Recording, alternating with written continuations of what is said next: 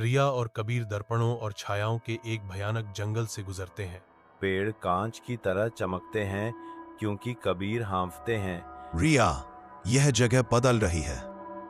रिया अमाया को लगता है कि अब हम हार मान चुके हैं, तभी उसने हमें छोड़ दिया था। दूर से एक हंसी गूंजती है, उनके निराशा का मजाक उड़ाती है।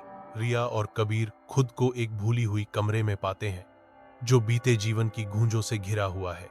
रिया की आवाज दुख से भर जाती है। कोई मुझे नहीं चाहता, अब मैं हमेशा अकेली रहूंगी। कबीर की आवाज उद्देश्य से गूंजती है।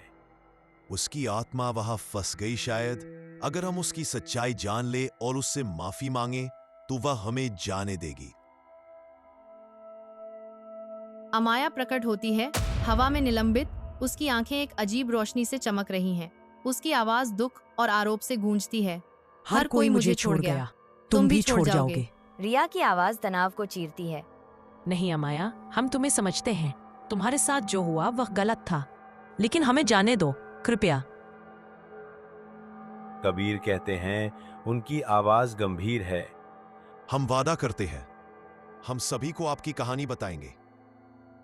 अब आपका सच दफन नहीं रहेगा। अमाया भावुक दिखती है, फिर धीरे धीरे अपना हाथ नीचे करती है। रिया और कबीर जर्जर हवेली में जागते हैं जो टूटे हुए दर्पण की गूंज से घिरा हुआ है। पुलिस सायरन की दूर की चीखें तेज होती जाती हैं क्योंकि वे धीरे धीरे हवेली से निकलते हैं।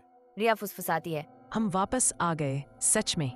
कबीर चिंतित स्वर में जवाब देता है, लेकिन अमाया अभी भी वहीं है।